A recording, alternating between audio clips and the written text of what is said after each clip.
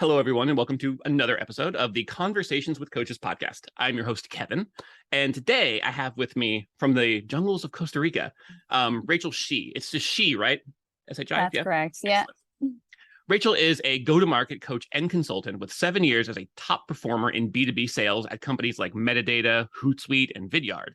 Outside of this work, she helps early-stage founders master B2B sales and SaaS sales reps to sell with integrity. Based now in Costa Rica, she's committed to living a life aligned with the values of freedom and sovereignty. Got to know you a little bit the first few minutes before I hit record. Rachel, I'm stoked to have you on the pod. I'm so glad we finally got to connect. Amazing. Yeah, no, so excited to be here, Kevin. Looking forward to sharing my story. Cool. Well, let's get to that sharing, and let's start at the beginning. Your superhero origin story as a coach, in particular. Not you don't have to go all the way back to the beginning, but when did you either realize or maybe have someone help you to realize that you were a coach, were on the way to becoming a coach, wanted to be a coach and move into that business? What's your origin story there? How did you get that spark and that start? Right. Yeah, no, I think it's funny, Kevin, because I think almost the word coach is it's used in so many different capacities these days, right? It's very trendy almost to be a coach. And I think with the rise of things like social media, it just makes it easier for people to build out a coaching business these days. And it's almost like it seems almost saturated, from a sense.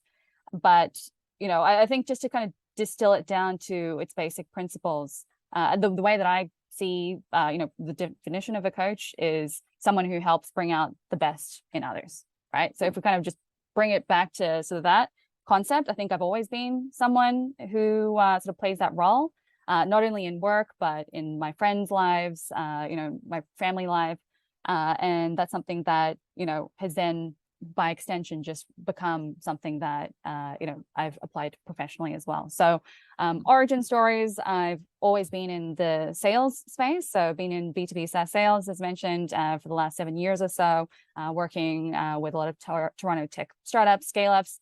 But it wasn't until I joined a tech incubator, Entrepreneur First, where I got the opportunity to build my own tech startup and be around other founders, people who are like me, who are entrepreneurial, who are ambitious, where I really got the chance to sort of bring this coaching business to life. And really, it just happened really naturally and organically.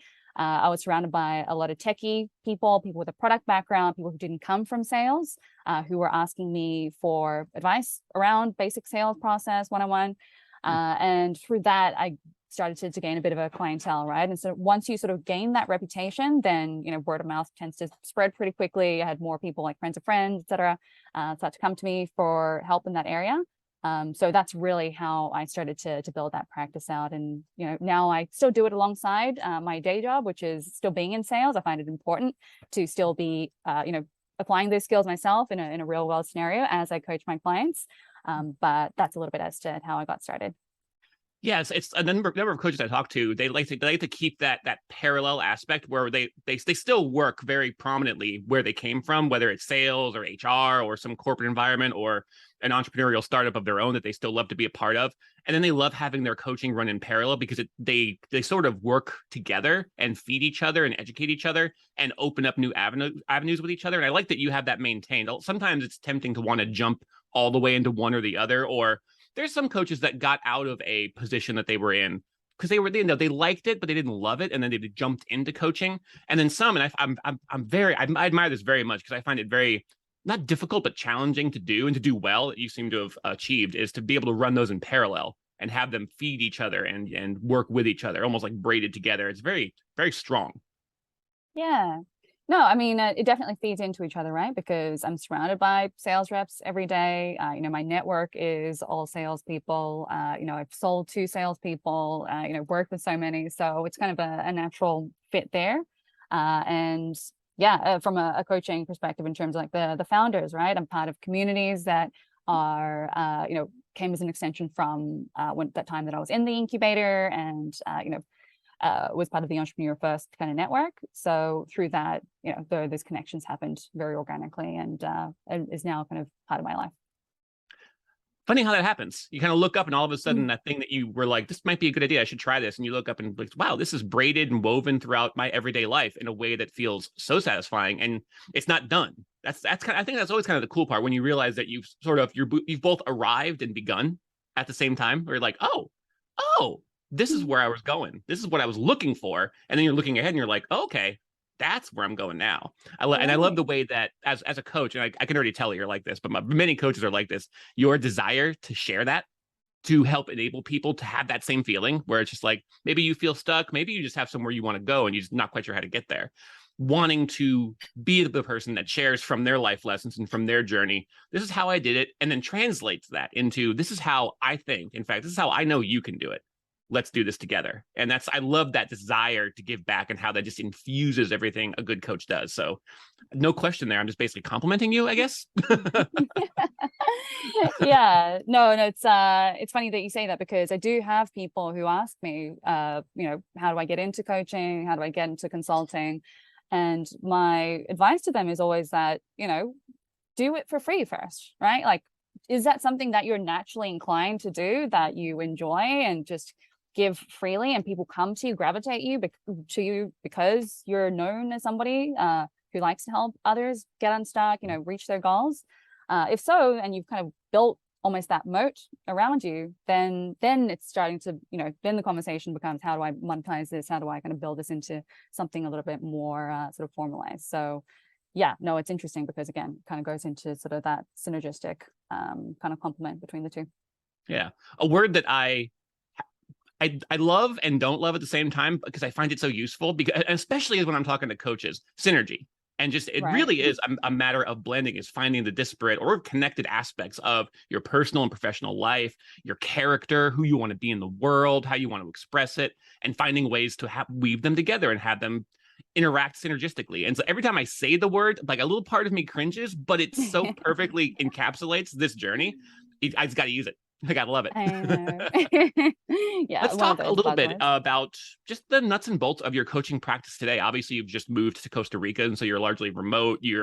We've had a number of near misses getting on this podcast. You're very busy, very successful right now. So, talk about, if you don't mind, a little bit about who you coach and how you coach them these days. What you specialize in, what you focus on, whether it's like one-to-one or maybe even like virtual or in presence keynote speaking. I don't know if you've written a book or are planning on writing a book. I always feel like I have to ask just in case, because it always seems like it's around the horizon for a lot of coaches. So yeah, who do you coach and how do you coach them today? Right. Yeah. So I think it falls into two main buckets. First bucket is the founder one, right? So people who are, early stage founders, maybe seed stage, Series A. Maybe they don't come from a sales background and just need some help kind of getting off the ground there and building that skill set in themselves so that, they can succeed in their own business and then maybe potentially hire, other salespeople for their company. So that's one profile that I work with. The second profile is sales reps. So people who are like me, like who I was, 3, 4, 5 years ago.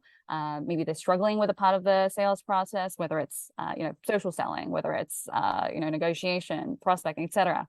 I help those folks as well, and it's kind of more of a sort of a programmatic approach, right? So with both kind of sets of people, it's usually maybe a 3 to 6 month long program. It depends on kind of the length of time that they need the help for. If we go through whether it's a more of a problem centric aspect, whether it's like I really want to develop this skill set, or is it a matter of I really need to close some more customers and I just need someone to bounce ideas off in more of that advisory capacity, sort of on the founder side. So that's sort of those main two buckets, usually working in a one-on-one capacity right now, again, because I'm trying to sort of balance everything with my day job. But at the same time, I am thinking about, ways to make it more scalable. So thinking about sort of building out courses, building out kind of digital products to kind of support those efforts is something that I'm also working on right now. That's always one of the big challenges of a coaching business, whether you're part-time fully invested or full-time 60, 70 hours, like plus just going, balls to the wall, so to speak. It's always a challenge to find that bridge from the magic and the potency of the one-to-one. Because it's just so much good work gets done there. And there's so much of the coaching experience of being coached. It's about reading and reacting to people in the moment and seeing how they respond to certain things that you say or don't say, or questions you ask or don't ask, and to scale that into something that can both help more people and also grow your business. Because it's not just scaling your business, it's scaling your reach, scaling your effect, scaling your ability to serve, which I think is something that I love about coaches as well. It seems like I talk a lot about what I love about coaches. Kind of great that I host this podcast, I guess. But that desire to find a way to do that without compromising the potency and the power of the one-to-one coaching. And yeah, courses are a great way to do that. Obviously, small group coaching, it can be difficult sometimes to get something like a mastermind or a small group going, because you've got people, you have to get them. I mean, coordinating schedules, especially of executives, sales executives, could be like herding cats. But there's a good groundswell of appreciation for the value of something like that.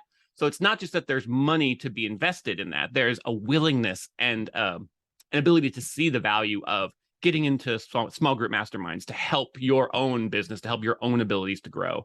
And then, of course, courses, love them, love them, love them. Get on video, talk to people, have people in the audience, do Q&As, all sorts of stuff like that. It's so valuable. It's so tremendous. And it just gives people a taste of what it could be like to be coached one-to-one. That's a lot of coaches too. They'll keep the one-to-one because they still it's like kind of like how you have your quote unquote day job and your coaching experience, and how they feed each other. I feel like it's the same way with different aspects of coaching and how you approach it and how you grow it. Right. Yeah, no, I mean, there's definitely kind of like the lead funnel aspect to it, if you want to think about it that way too, right? If you release a free ebook or you release a sort of free course and, use that to just attract more people and see who is in alignment with the way that you do things. And if they're interested, obviously being able to sort of take that next step. Yeah, I mean, I have to say I'm still early in my journey, right? So still working, on those scalable aspects of the business. But I mean, for now, the one-to-one is very fulfilling. And I mean, it's something that I'm really strong at. So working well so far.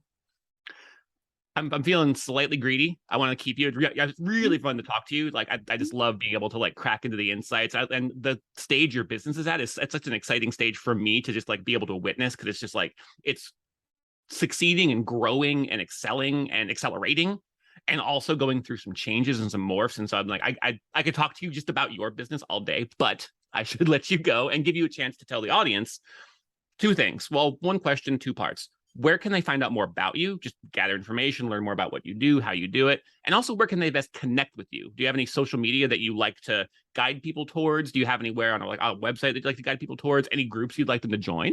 Courses you'd like them to sign up for right now?